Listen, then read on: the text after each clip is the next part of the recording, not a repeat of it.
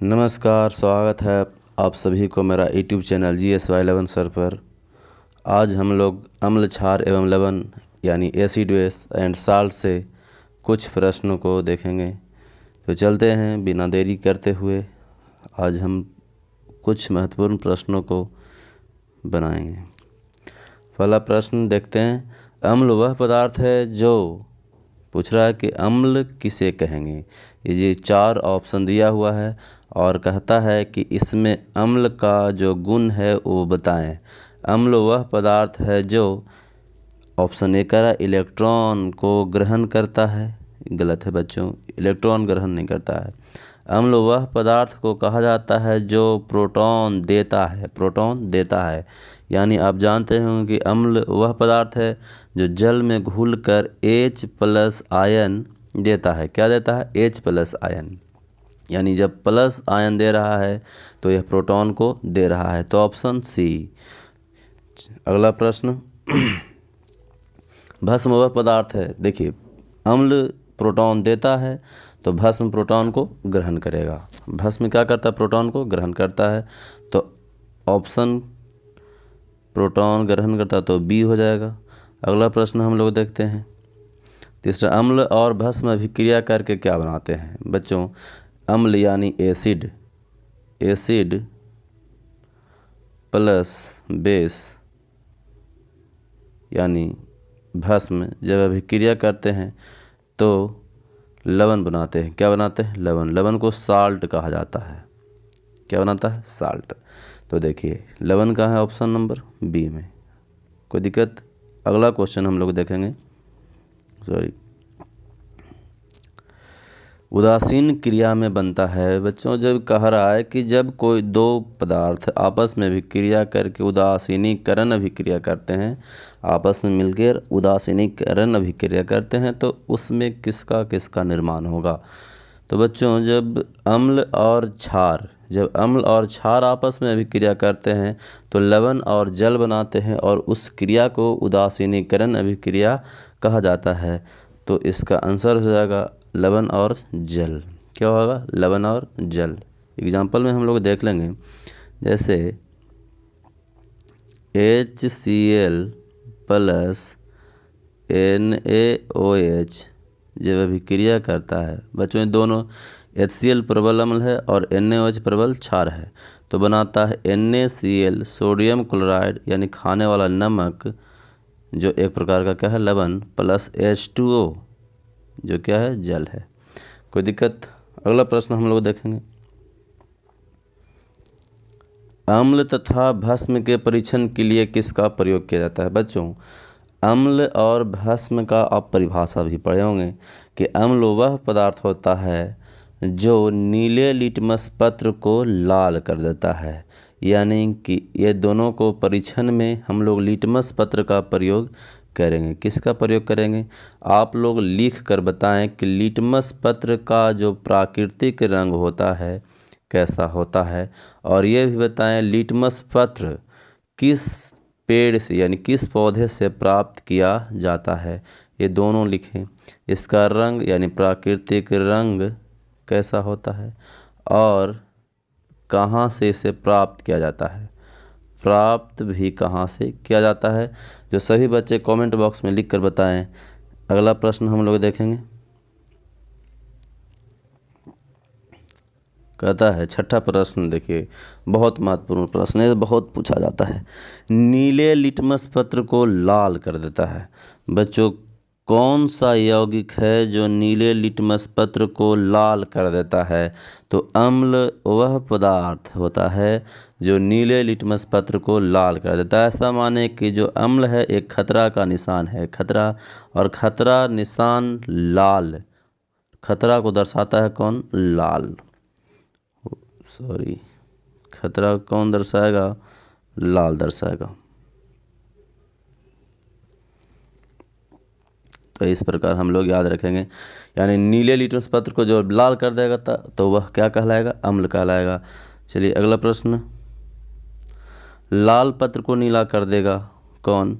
लाल पत्र को नीला कर देगा भस्म, क्लियर है? ये सब पढ़े हुए हैं हम लोग। जल्दी जल्दी आज प्रश्न करेंगे और कुछ महत्वपूर्ण चीज़ों को लिखेंगे। आज महत्वपूर्ण प्रश्नों को लिखेंगे। सब बच्चे पेन और कॉपी लेकर बैठेंगे। जल में घुलनशील भस्म कहलाते हैं, क्या कहलाते हैं बच्चों? जल में घुलनशील भस्म क्षार कहलाते हैं। अगला प्रश्न, निम्न में कौन सा सही कथन है? देखिए यहाँ पर पढ़ना आपको और अच्छा से जवाब देना है। इस प्रकार का प्रश्न बच्चे हमेशा गलती करते हैं। कह रहा है कि निम्न में कौन सा कथन सही है? सही कथन है पहला, क्षार में धातुओं जैसी चिकनाहट हो। एकदम बिल्कुल सही है। क्षार में धातुओं के जैसा क्या होता है? चिकनाहट होता है। तो ये पहला क्या है? सही है। चलिए दूसरा भी पढ़ते हैं। क्षार लाल लिटमस को नीला कर देता है। बिल्कुल सही। क्षार क्या करता है? लाल लिटमस को नीला कर देता है। जस्ट ऊपर हम लोग पढ़े हैं। सभी क्षार भस्म होते हैं बच्चों, सभी क्षार भस्म होते हैं, परंतु सभी भस्म क्षार नहीं होते। सभी क्षार भस्म होते हैं परंतु सभी भस्म क्षार नहीं होते हैं। बिल्कुल सही है। ऑप्शन डी सभी। ऑप्शन डी सभी। कोई दिक्कत? अगला प्रश्न हम लोग देखेंगे। 10वां प्रश्न देखिए, सभी अम्ल जल में घुलकर प्रदान करते हैं। बच्चों सभी अम्ल जल में घुलकर क्या प्रदान करते हैं? जस्ट पहला प्रश्न में हम आपको बताए हैं कि वह पदार्थ जो जल में घुलकर H+ आयन उत्पन्न करता है वह क्या कहलाता है? अम्ल कहलाता है। वह पदार्थ जो जल में घुलकर H+ आयन उत्पन्न करता है क्या कहलाता है? अम्ल कहलाता है। तो देखिए H+ ion, option number B. अगला प्रश्न हम लोग देखेंगे। देखिए अगला प्रश्न है, पीएच का निर्धारण किसने किया था? बच्चों ये बहुत अच्छा क्वेश्चन है। पीएच का निर्धारण किसने किया था? सबसे पहले तो सबसे पहले पीएच का जो निर्धारण सोरेनसन ने किया था। किसने किया था? सोरेनसन ने। अगला प्रश्न देखेंगे हम लोग। शुद्ध जल का पीएच मान होता है, बहुत आसान प्रश्न। शुद्ध जल का हाइड्रोजन आयन सांद्रण का मान होता है तो बच्चों 10⁻⁻14 10⁻⁻14 होगा। अगला प्रश्न हम लोग देखेंगे। अम्लीय घोल का पीएच बच्चों याद रखें, सोरेनसन ने बताया था कि वह पदार्थ जिसका पीएच 7 होगा वह उदासीन होगा, और 7 से जिसका पीएच कम होगा, 7 से कम, वह क्या होगा? अम्ल, एसिड। और बेस वह होगा जिसका पीएच 7 से अधिक होगा। 7 से अधिक होगा तो याद रखें। अम्लीय क्या उनका कहलाएगा? जो 7 से कम, तो ऑप्शन बी।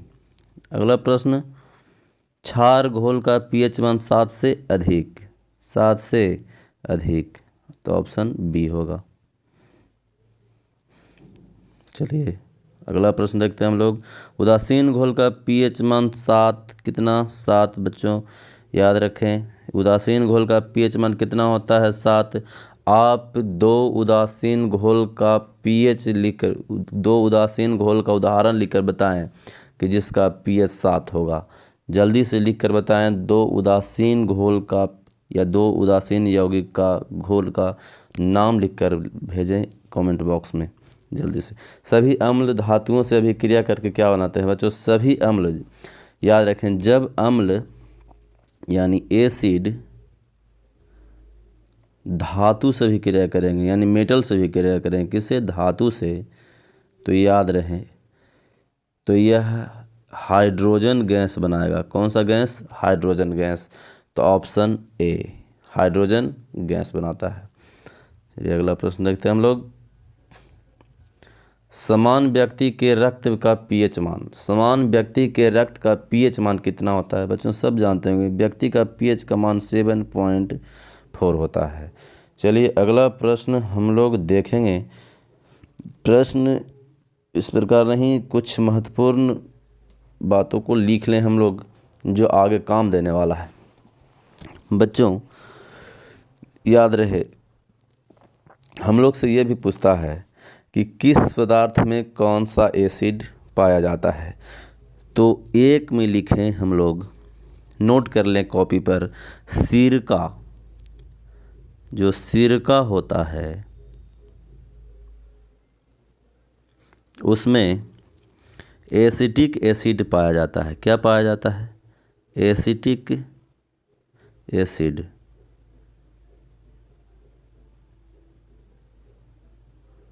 एसिटिक अम्ल। सब लोग नोट कर लेंगे, पूरा लिखवा देते हैं जो पूछेगा आपसे। सिरका में एसिटिक अम्ल पाया जाता है। बच्चों, सिरका का IUPAC नाम लिखकर आप लोग भेजेंगे हमें। सिरका का IUPAC नाम लिखकर भेजेंगे आप लोग। चलिए 2 में लिख लेंगे आप।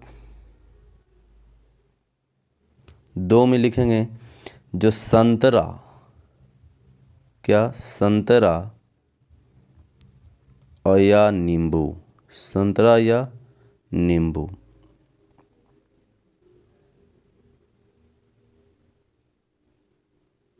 संतरा या नींबू दोनों में एक ही अम्ल पाया जाता है। उस अम्ल को कहते हैं एसिटिक अम्ल, सॉरी सिट्रिक अम्ल कहा जाता है। एसिटिक नहीं, सिट्रिक। तो सब लोग नोट कर लेंगे, ये भुलाएंगे नहीं, सिट्रिक अम्ल कहा जाता है।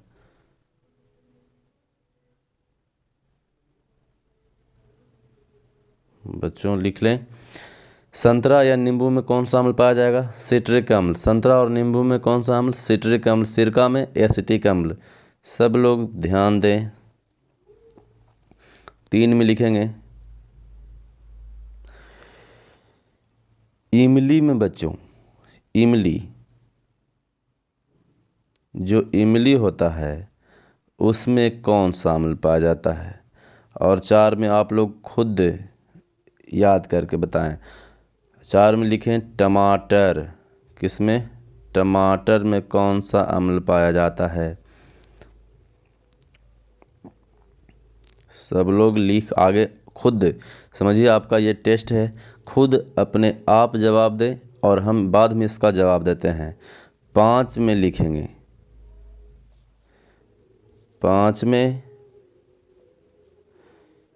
दही में कौन सा अम्ल पाया जाता है? किसमें? दही।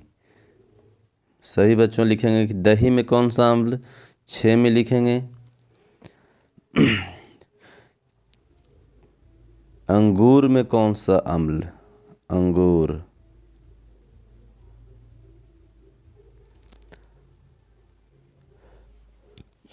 और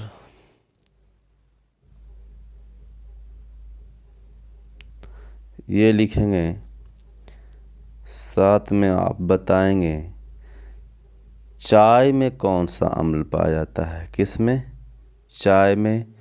8 में सभी बच्चे ये बताएंगे सेब में कौन सा अम्ल पाया जाता है? किस में? सेब में कौन सा अम्ल पाया जाता है? सब ये मानिए कि आपका टेस्ट है, खुद लिख कर बताएं, फिर हम बताएंगे आपको सेब में कौन सा अम्ल पाया जाता है। और बताएं आप लोग। 9 क्वेश्चन का जवाब दें।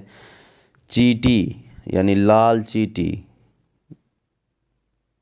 चींटी का डंक, चींटी का डंक, सॉरी, चींटी का डंक या बिच्छू का डंक, या बिच्छू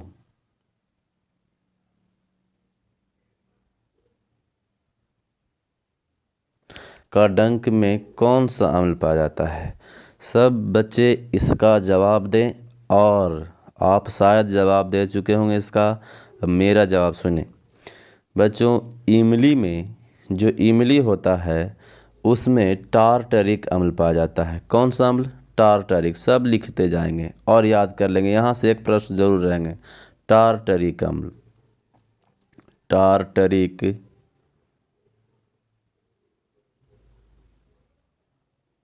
अम्ल।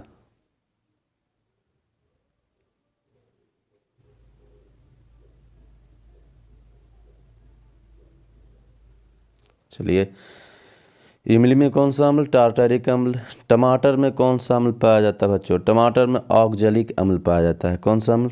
ऑक्जेलिक अम्ल। लिखेंगे हम लोग ऑक्जेलिक।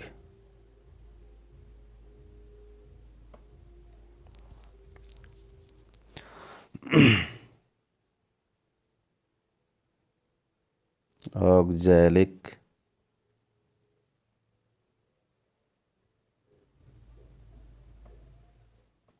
अम्ल। नोट कर लिए होंगे आप लोग। चलिए आगे देखते हैं। दही में, तो दही में पाया जाता है लैक्टिक, कौन सा अम्ल? लैक्टिक अम्ल।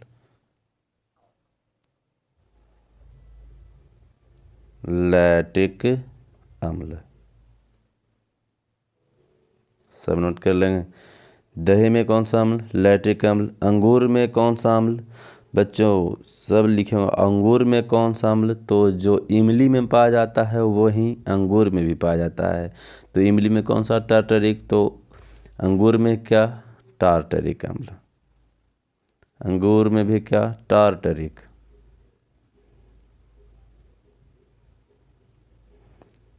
और याद रखें, एक और पदार्थ में टार्टरिक अम्ल पाया जाता है, उसका नाम है खाने वाला सोडा। नोट कर लें, ये भी आया प्रश्न है, आगे लिखा देते हैं। चलिए ठीक है।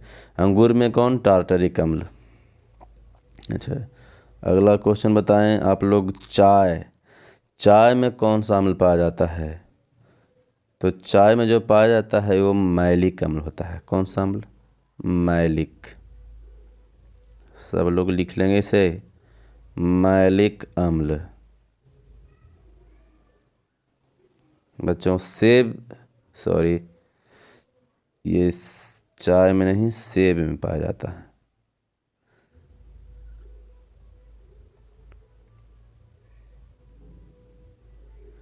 ये मैलिक अम्ल जो है सेब में पाया जाता है। सुधार लेंगे सर, मैलिक अम्ल सेब में। और चाय में जो पाया जाता है, इसमें चाय में वो टैनिक अम्ल पाया जाता है। कौन सा अम्ल? टैनिक। टैनिक अम्ल। और बहुत महत्वपूर्ण प्रश्न है, चींटी का डंक, बिच्छू का डंक या बिढ़नी का डंक, मधुमक्खी का डंक, कुछ भी रहे, तो उसमें पाया जाता है फॉर्मिक अम्ल। कौन सा अम्ल? फॉर्मिक। फॉर्मिक अम्ल। सूत्र होता है फॉर्मिक अम्ल का HCOOH। HCOOH। इसका संरचना सूत्र होगा बच्चों HCOOH। ये फॉर्मिक अम्ल का संरचना सूत्र है। बच्चों फॉर्मिक अम्ल का IUPAC नाम जो होता है वो होता है मिथेनोइक। क्या होता है? मिथेनोइक। Methanoic acid. क्या होता है? Methanoic acid. कोई दिक्कत? तो और आगे प्रश्न, हाँ एक और चीज़ सीख जाएं, जो एक और प्रश्न पूछता आप लोगों से, वो पूछेगा खाने वाला सोडा। खाने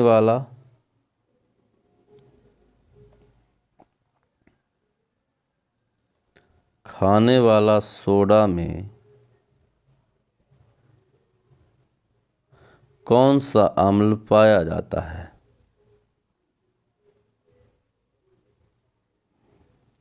अम्ल पाया जाता है। तो सब लोग नोट कर लेंगे, खाने वाला जो सोडा है उसमें पाया जाएगा टार्टरिक अम्ल। टार्टरिक अम्ल। बच्चों आप लोग को इतना से अधिक प्रश्न नहीं आ सकता है, इतना याद कर लें। यहाँ से प्रश्न ज़रूर रहते हैं, सभी बच्चे इसको ज़रूर याद कर लें। और यहाँ से जब पढ़ लिए तो कुछ और प्रश्नों को हम लोग पढ़ेंगे। एक बहुत महत्वपूर्ण प्रश्न ये आता है, पूछेगा आपसे कि बच्चों बताइए कि मुंह का pH मान कितना से कम हो जाने पर मुंह का पीएच मान कितना से कम हो जाने पर दांतों का क्षरण होने लगता है। मुंह का पीएच मान कितना से कम हो जाने पर दांतों का क्षरण होने लगता है। तो मुंह का पीएच मान जो होता है, किसका? मुंह का मुंह का पीएच 5.5 से यदि कम हो गया, 5.5 से कम, तो हमारा दांत क्षरण होने लगता है। मुंह का पीएच मान 5.5 से कम हो जाने पर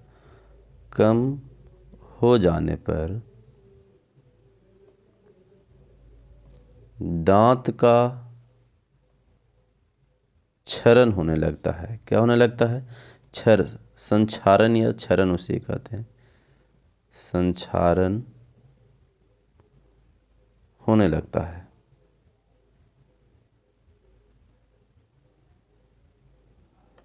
चलिए और देखते हैं हम लोग, सब लोग नोट करते जाएंगे इसको। बच्चों, पीएच स्केल जो है उसे सोरेनसन ने बनाया था। एक और प्रश्न आपसे पूछेगा कि बताइए सबसे प्रबल अम्ल कौन होता है? सबसे प्रबल अम्ल कौन होता है? तो बच्चों याद रखेंगे, सबसे प्रबल अम्ल जो होता है वो होता है HCl सबसे प्रबल, HCl सबसे प्रबल, और NaOH सबसे प्रबल भस्म होता है। ये है सबसे प्रबल एसिड और ये है सबसे प्रबल बेस। तो आपको इतना से अधिक प्रश्न नहीं आ सकता। दोनों वीडियो यदि आप देख लिए तो अम्ल, क्षार और लवण से संबंधित सभी प्रश्नों को आप जवाब दे सकते हैं। तो सभी बच्चे इस ध्यान से पढ़े कि किसी भी प्रकार का यदि प्रश्न आए तो उनसे छूटे ना। तो आशा करते हैं आप सभी इस वीडियो को देखें और अपने कॉपी पर ज़रूर लिख लें सभी प्रश्नों को। यदि यह वीडियो आपको अच्छा लगता है तो इसे लाइक करें और अपने दोस्तों को भी शेयर करें। और यदि आप पहला बार इस वीडियो को देख रहे हैं मेरे YouTube चैनल पर तो इसे सब्सक्राइब भी कर लें। धन्यवाद। जय हिंद।